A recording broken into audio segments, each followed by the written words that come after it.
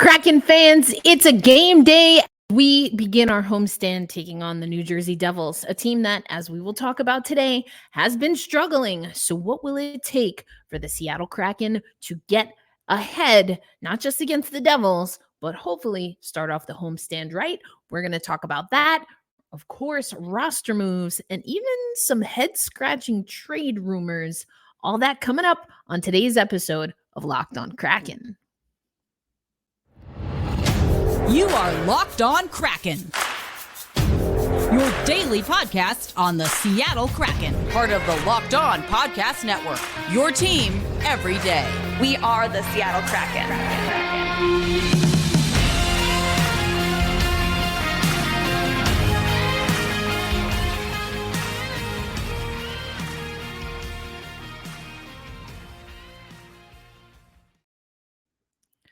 What's cracking, Seattle hockey fans? Welcome to another episode of Locked On Kraken, part of the Locked On Podcast Network, where we bring you your favorite team every single day. My name is Erica L. Ayala. I am your host of Locked On Kraken, and I want to let you know that today's episode of Locked On Kraken brought to you by our friends at FanDuel. Make sure that you head over to FanDuel.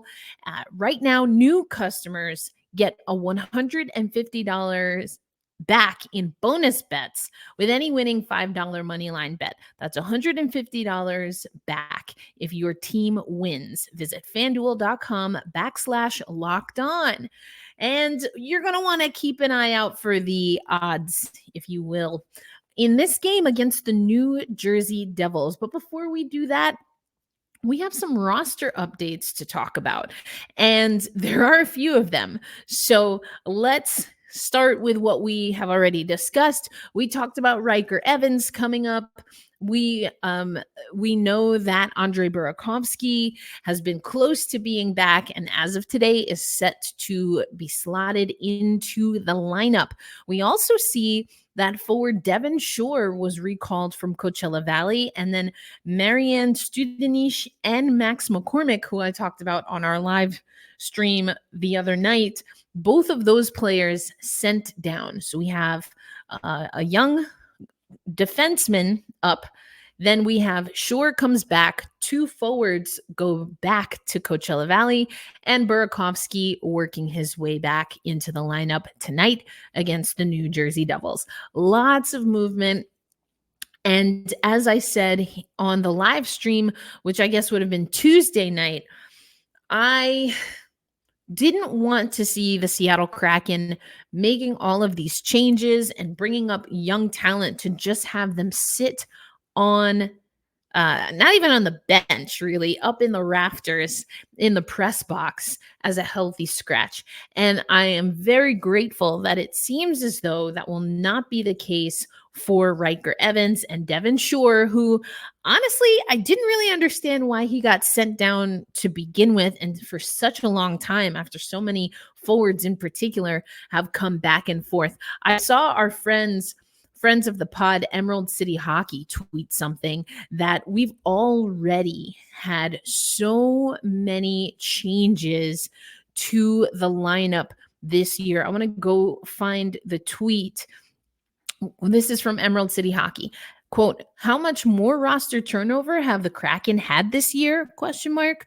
When he plays tonight, Ryker Evans will be the 26th different skater to play for the Kraken this season. The Kraken had 26 different skaters for them through all of last season. We're not even halfway through, fam.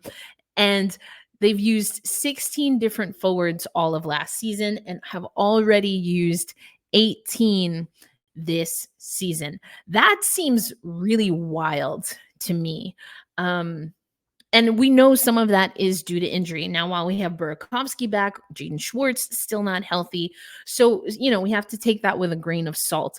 But there is a lot going down when it comes to the Seattle Kraken. All the more reason I want to take you to the line rushes as they were reported, I should say, by Mike Benton, also a friend of the pod, I had when I was in Seattle for the inaugural season, had him do some social media stuff. Okay, here's what Mike is telling us. You can take a look here.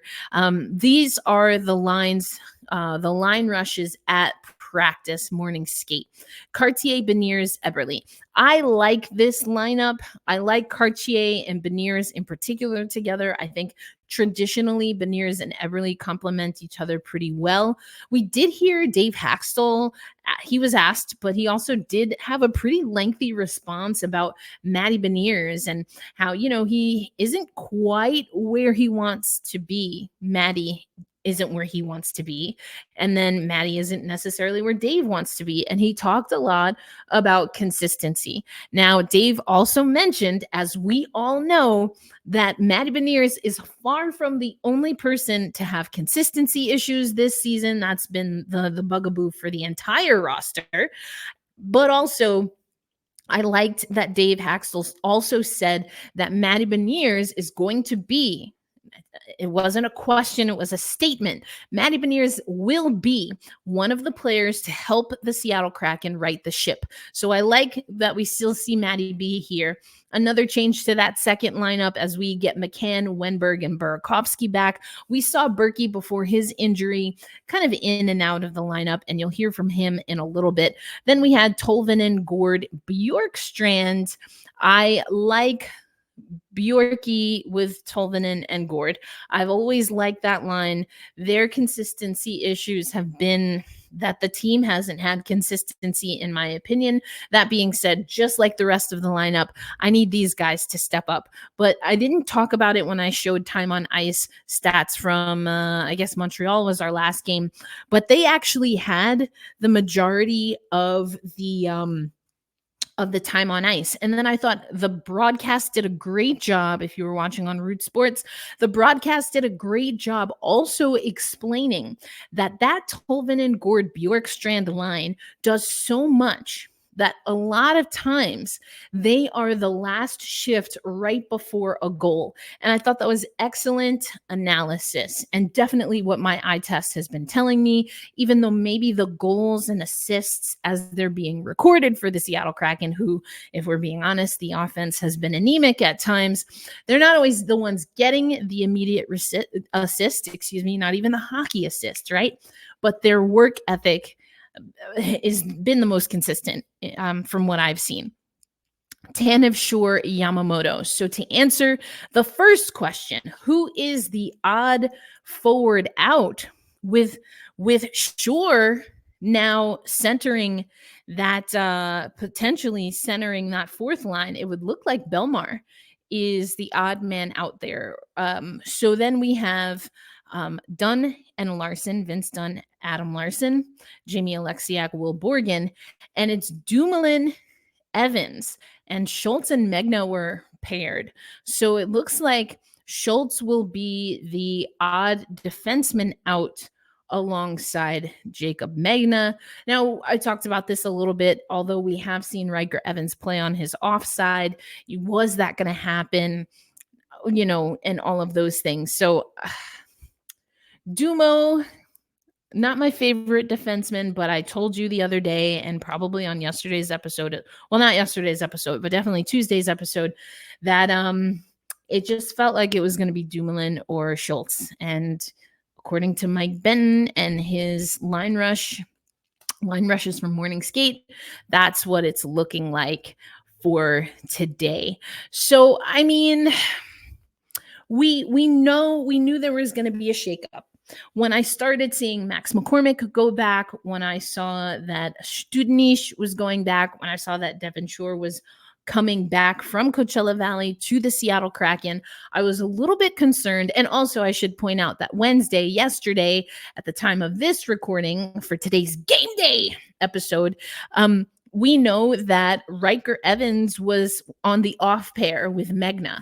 He was not paired with Brian Dumoulin. I think some of that was some gamesmanship, maybe not letting the the Devils have as much lead up time to know what the D pairs and the line rushes might be. And I think a lot of that, or some of that, also had to do with getting Riker Evans just a little bit more involved and comfortable. He would have had some familiarity with Megna, of course, from Coachella Valley and training camp, things like that. So, but I was ready to throw a fit, as I said on the live stream. I don't want this to be a situation, especially with Riker Evans, where we're just kind of bringing him up to light a fire in other people. I think, and it doesn't seem like that's the case, because Devin Shore and Riker Evans, as well as Burakovsky returning to the lineup, all three are expected to see action tonight. So for me, that tells me that this wasn't just a psychological move, right? Like, come on, starters, come on, guys, light some fire. Now, will that have that effect? It could. But this is also a real opportunity, giving opportunity to people, particularly Riker Evans. Again, I didn't see any reason. I actually thought Devin Shore, before he was reassigned to Coachella, had a pretty solid couple of games. Maybe not exactly what the Kraken wanted to see, but then again, since who has been giving us what we want to see? Anyway, my point being, I'm glad to see the guys in the lineup. Now, how much of a short leash will there be? That's something that is to be determined. I think what also is to be determined is there anything to be said about some trade rumors that involved maybe the Seattle Kraken showing interest in other goaltenders? We're going to talk about that later on the show, but coming up on Locked On Kraken, we must know the enemy. Let's go over the details of the Devils themselves. All right, that's coming up on today's episode of Locked On Kraken. And I want to let you know at this point in our show that today's episode of Locked On Kraken is brought to you by our friends at Jace Medical. Now, here's what you need to know about Jace Medical. This is an opportunity for you to emergency proof you and your family as much as you can. Now, we know things are going to happen. We've seen health issues come up. Of course, there are natural disasters, power outages, all kinds of things. But what we also know is that whether it's you or one of your loved ones, that there are medications that people rely on for their daily health and daily use so that they can function, that they can move around without pain, etc.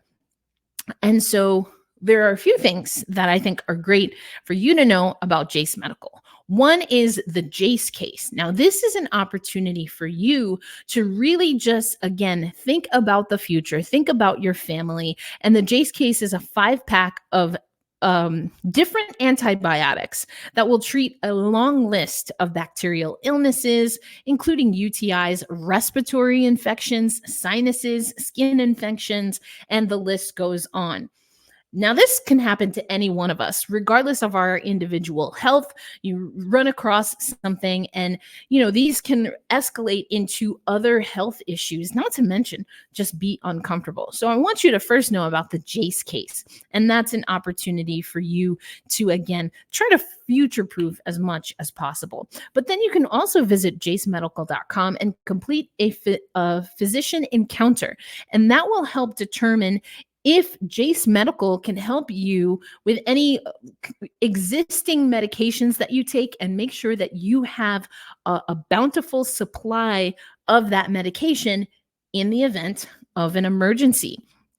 A board-certified physician and can help get your medications dispensed by a licensed pharmacy at the fraction of a regular cost. So, go to jacemedical.com and use offer code, Locked On, and that will get you $20 off your first order. Visit Jace, Jase medical.com. And don't forget to use promo code Locked On for $20 off your first purchase. Thanks as always for making Locked On Kraken and the Locked On Podcast Network a part of your daily destination. And in case you didn't already know, especially those of you watching on YouTube, the Locked On Podcast Network now has a 24/7 YouTube streaming channel. Our Locked On Sports Today podcast, our video podcast, is now available as a 24/7 streaming channel. That means all of our episodes of Locked On NHL and the other shows, the national shows like Locked On NBA, Locked On NFL, Locked On Women's Basketball, even, you can find on our 24/7 channel. But let's go to the issue of today for us Seattle Kraken fans, and that is the homestand starting at Climate Pledge Arena against the New Jersey Devils. Now, this is a team that I know very well. I had the opportunity to call a Devils game a few years ago on International Women's Day. It was amazing. I still have my credential from that game sitting right here on my desk. And so it's a team I know well. Also, the Riveters used to play in their practice facility, so I'd go to a lot of after Riveters practice, I'd go to a lot of Devils games. That being said, I'm not particularly looking forward to playing nice with the Devils. Here's the side-by-side comparison that we got from the amazing Seattle Kraken PR team. If you're not watching on YouTube, no worries. I will read this to you. Also, just a brief little note. If you are watching on YouTube and you're not subscribed already, go ahead and subscribe to Locked On Kraken. We are so close to 1,000 subscribers. And once we get to 1,000 subscribers, we can monetize. We can start integrating with Locked On Sports Today, which I just mentioned. So subscribe, and hit the bell notifications if you want to know when the new episodes go up. You can get a notification when our live streams go up, and you'll also get first dibs on our YouTube Shorts, which what we're doing with YouTube Shorts on Locked On Kraken is that when we have either morning skate, practice, or post-game quotes, we're feeding them up on YouTube Shorts and social media. Okay, back to the task at hand. Now, today is December 7th, so a little bit of a typo there, but that's okay. We are taking on the New Jersey Devils. The overall record for the Kraken, we're sitting at 8-11-6, 22 points overall, 12-10-1 for the New Jersey Devils. Their away record, 7-4-0. So, all right, doing a little bit better on the road than they are at home. Our home record is 4-6-1. Advantage New Jersey in the overall record and the home/away record already. The Devils, are 500 on the nose in their last 10. We are 3-4-3, aka not 500. Jack Hughes, all the Hughes brothers just played against each other. That was a fun little photo op. But Jack Hughes leads the New Jersey Devils with 33 points. Vince Dunn is our leading scorer with 21 points. Their power play, a 36% clip. We're at a 21.7% clip. We need to continue to practice, dare I say, as Jared McCann mentioned the other day, to continue to see an uptick there. We also see that the penalty kill for the Devils is just a touch better than ours. They're at 75% even, or at a 74.7% clip. So it's splitting hairs there. That being said, the Seattle Kraken, in my opinion, tend to take penalties at inopportune moments. We hear from Dave all the time, the right save, the right time, in the right moment. And that goes for also not wanting to make the wrong play at the wrong time in the wrong moment. That's kind of how I feel about specialty teams for us, but particularly looking at the penalty kill. Now, you may know Trey Matthews if you listen to the greater Locked On NHL network. And if you're an everyday or an OGer, then you've seen him on this show. Well, he's out in Seattle representing Locked On Devils show. And he asked Dave Haxtell today a little bit about Devils, in some people's estimations, overperformed last year. Kraken, in a lot of people's estimation, overperformed last year, but we're not really seeing that overperforming performance for either team. Now, what does that exactly mean? Well, let's take a look at the standings. So we mentioned just a little while ago, using kind of the little summary sheet that we get that both teams, have over 20 points, but the Devils with 25. But I want to take you now again to the NHL standings. Let's first start with, again, the New Jersey Devils. We'll talk about the Kraken in just a wee bit here. You can see they're sitting in that 6th place spot. Mentioned the 25 points. They are over 500, 12, 10-0 again. Now, the goal differential you'll see for them is a -3. We're going to talk about goal differential for the Kraken, as I said, in just a little bit. But you can see that they are chasing the Rangers, really starting to click and get things together. The Canes, another team up there. The Flyers, look at that, in their division. And the Caps, the Islanders, we know, have been inconsistent. We talked with Gil Martin about that. And the Caps behind the Islanders, the Penguins, and then there's Columbus. So, the Metropolitan Division, we're seeing some perennial top teams maybe not be there. The Penguins, though, have been sliding, I would argue, in the last handful of years. The New York Islanders always find themselves kind of fighting middle of the pack, looking effectively for a wild card spot, especially in the last handful of years. Carolina has been a solid team. The Rangers, we know, have made the playoffs. Now, they haven't made it as far in the playoffs as they want, but the Devils, again, they took people by surprise last year, but they're not seeing that consistency this season. Now, let's, of course, take a look at the Pacific Division. And here we go. The Seattle Kraken in that 5 spot, now trailing the Flames, the Canucks, the Kings, and of course, the Vegas Golden Knights. Now, the Calgary Flames are the team that we are in close proximity to. The Flames are in that 4th spot, but are not at 500 or better. They have a .460 win percentage. Their record 10-12-3. Again, we are 8-12-6. Now, that loser point has kind of saved and kind of buoyed, if you will, the Seattle Kraken in this season. But as I've talked about on the show before, we're getting to a point in the season where we cannot just settle for the 1 point. We need to start winning games outright to create some separation. But really, at this point, we're not even talking about separation, my fam. We're not talking about separation. We're trying to get back into the pack. And what does that look like now? We've talked about the Seattle Kraken kind of holding on to that wild card spot. So I want you to take a look. Let's take a look, at what we're looking at for top 3 teams in each, division. But then when we look at the wild card, we have to fight the entire Central Conference. We're not just, or Western Conference, including the Central Division. So we're the Pacific Division. We are also in the Western Conference with the Central Division. So we're fighting Arizona, St. Louis, who I thought they looked really good against Vegas the other night. They actually lost that game to Vegas, but they had some glimmers there. The Predators, maybe it's just because I think Ann is amazing, but I like the Predators, the Flames we've already talked about, and the Minnesota Wild. We've got 5 teams ahead of us. 5 teams ahead of us in our conference wild card. So no, getting the loser point, so to speak, or that 1 point, that's not going to cut it for the Seattle Kraken. And how do you get away from that?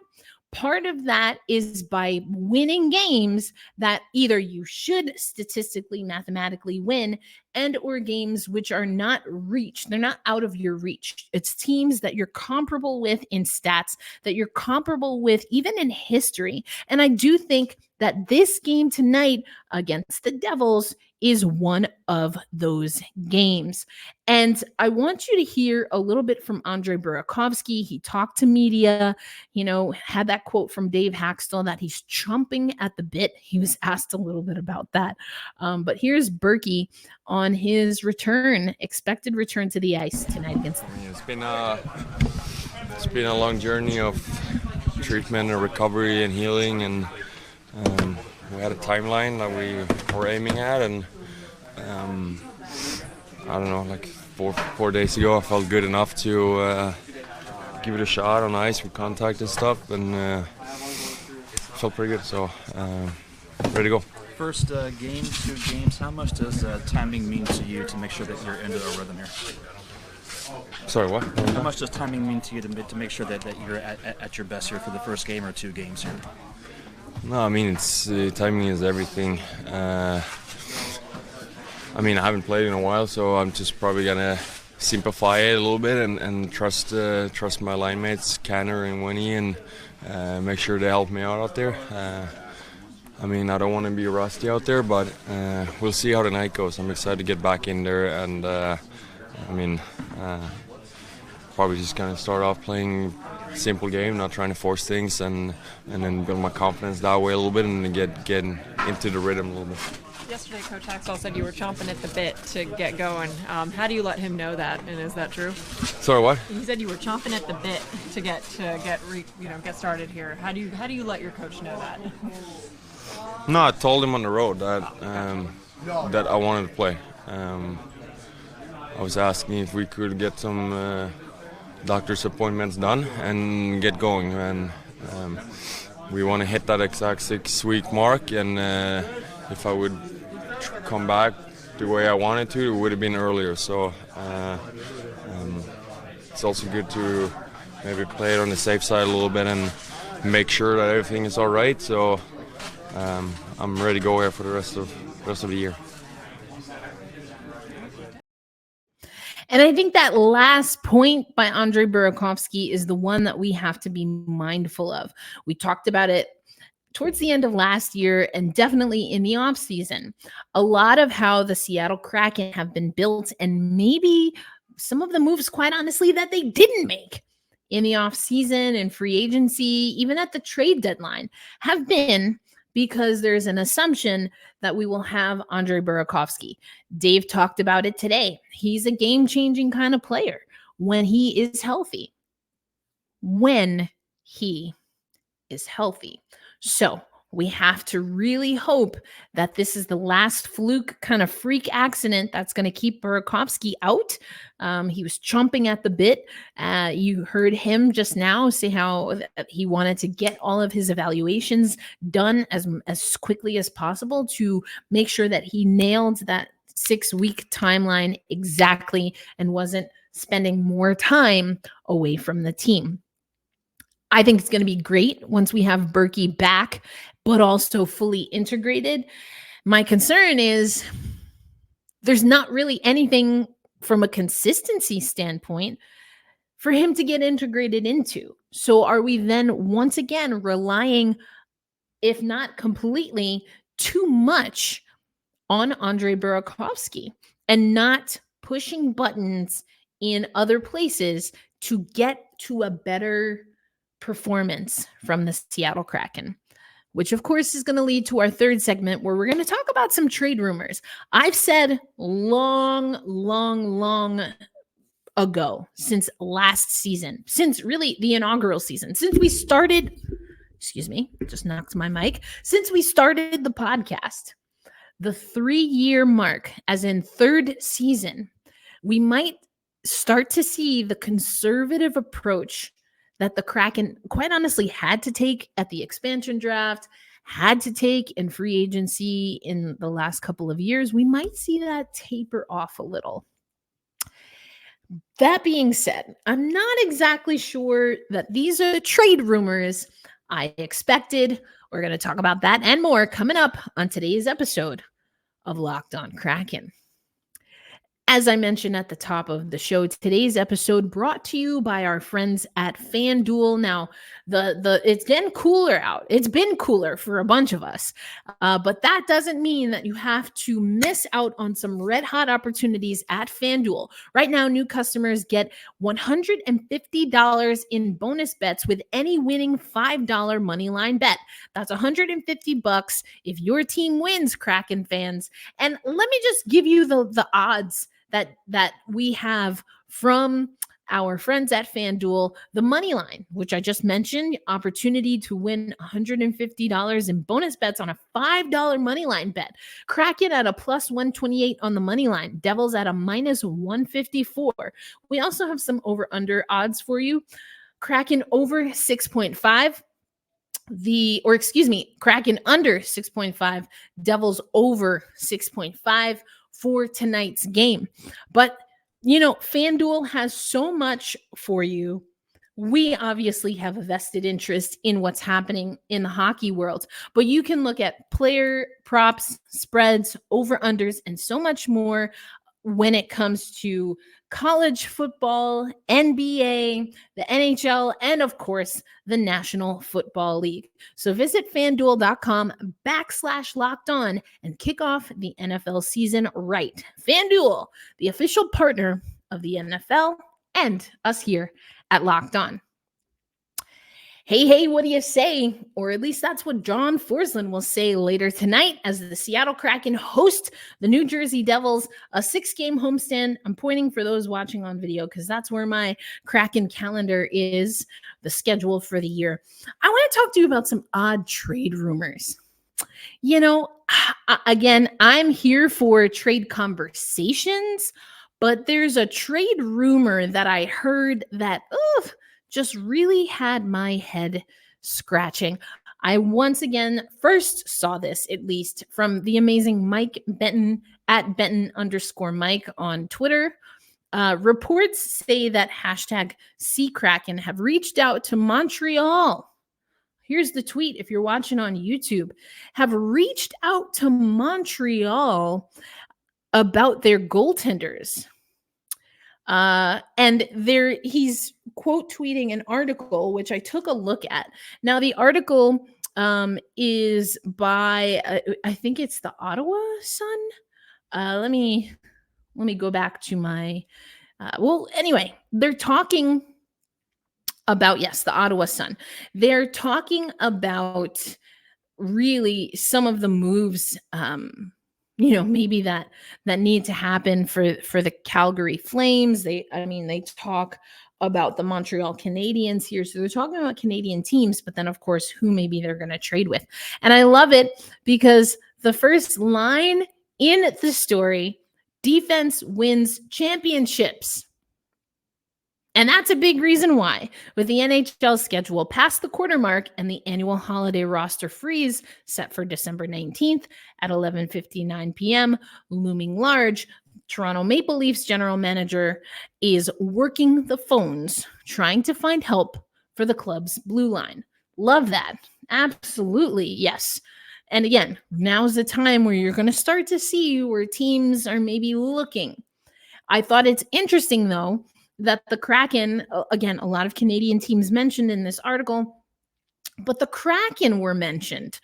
Here's the quote, "We've heard plenty of whispers about the Edmonton Oilers looking for a solution with their goaltender situation, but we're told Seattle Kraken GM Ron Francis has also been shopping around." Article goes on to say, neither Philip Grubauer, they spelt his name wrong, I digress, neither Philip Grubauer nor Joey Decord has been consistent for the Kraken this season, and the club is concerned, per the Ottawa Sun. I mean, I'm concerned, but anyway, I digress. Continuing on, direct quote, Grubauer has 4 years left with cap hit of $5.9 million per season and has a 3.35 goals against average with an .893 save percentage. To make matters worse, the club has goaltender Chris Driedger making $2.5 million in the minors. Seattle has lost 5 straight, yes, we know, and prepares to face the New Jersey Devils on Thursday, that's tonight, at home after a lengthy road trip. Okay, there's a lot to this, and that's not even getting into the specific goaltenders for Montreal that allegedly, can you tell from my tone, allegedly, the Seattle Kraken are looking at. That's because, I mean, we're talking about Montreal, and I just don't know that they're gonna solve our problems with Caden or Jake. And honestly, I don't know if it makes sense for the Seattle Kraken to be shopping for goaltending when I think there are other pressing issues. I don't think this makes sense. Now, this is where I don't even pretend to be a general manager. And are you looking at these teams to just show that you're interested? Are you looking at these teams like the psychological reason, or you're okay with people knowing that you're shopping around for the psychological reason that I mentioned earlier? I really don't want to believe that the Seattle Kraken are a team that's going to play those kind of mind games. I've talked about it before on the show. If you're an everydayer or an OGer, I've been an athlete who was used to play mind games with my own teammates. And listen, these people are getting, first of all, they're just getting paid, period. They're much more elite. And this is their actual job. But it's just a nasty side of the business. I know it exists, but it's a nasty side of the business. And anyway, I could go off. Maybe I'll rant about that on a bonus episode. But what I think goaltending is a question mark. I should say the goaltending stats that we see for the Kraken, definitely a question mark. But I will continue to say that we're not going to see leaps and bounds improvements in any of our goaltenders until we fix some of the consistency issues that are roaring their ugly head this season for the Kraken. They've always been there and they've never really been satisfied. I've talked on the podcast, and a lot of you have engaged with me either on the live show in real time or in the comments, and the sandpaper, which, oh, dear heaven, did I love that Dave Haxtell mentioned sandpaper today. He mentioned sandpaper. Can you hear my hands? Can you hear that? He mentioned sandpaper today. He mentioned it talking about Riker Evans. We need sandpaper. We're missing, top of my list is always Ryan Donato. We're missing his piss and vinegar, missing his sandpaper. I'm starting to realize that I missed out on the geeky squad. I just wasn't hyped to it. I wasn't subscribed to the newsletter, but there's an absence. I understand you better now, geeky squad. And then there's Daniel Sprong. I think maybe he was a blip ahead of geeky for me personally, and just the kind of style that I want to see. But he had his limitations as well. So I miss his game, and I understand why he had to go. The other two, I think, fit more into the system and what Dave Haxtell, Ron Francis want to build out. So those are noticeable. I also do think, though, that what we're not seeing from the young talent that has come up is for them to claim that sandpaper role as their own. If you listen to my live stream, I ranted about how Max McCormick, he's got sandpaper, baby. I didn't see it with the Kraken. Now, how much of that is because he just wasn't ready to bring that? How much of that was because the Kraken really didn't give him an opportunity? I don't know. I really have to look back at the film, and I might have a reason to do it depending on how this exercise and depending on how this homestand goes. We need sandpaper. We need guys to step up. And I said it on my live stream. I've been alluding to it on multiple episodes of Locked On Kraken. The youth movement, it's theirs to seize. We've got a pro team, an NHL major league team that's not performing. And a part of the reason they're not performing is because of a lack of consistency, a lack of urgency, a lack of fire. Take it, boys. Come on. And what hurts a little is that we're not even really seeing it with Coachella Valley. And so now, what kind of bug, what kind of, theoretical virus is permeating through our system, and what needs to be done to shake it out? I mean, we might have to have that conversation too, depending on not just how tonight's game goes, but how this homestand goes. 6 games, 12 potential points. I mean, you really got to be at like 6-8 points. I want like 8 points, boys. And it's not gonna come easy. You got the Devils, Tampa Bay, Minnesota, Florida, Chicago, and the Kings. And the Kings. That was number 6. It's gonna be tough, but you gotta start playing the way you know you can play against the teams that are right there in your weight class. We don't do well punching down. We kind of get bowled over when we try to drop weight class. That's never great. And arguably, we haven't been doing so great when we've tried to punch up in our weight class. I mean, I don't know. Question of the day. What do you think has been our most consistent game? For me, it's been a while. I think we've yet to see it. The best is yet to come. But we got to get there quick. Enjoy tonight's game, whether you're going to be at CPA or watching at home. If you see someone representing the Locked On Devils podcast, his name is Trey Matthews. Tell him Erica says hi.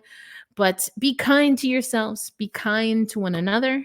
Hold fast. Stay true. And we say tonight, loud and proud, let's go Kraken. I'll catch you on the next episode. Peace out, everybody.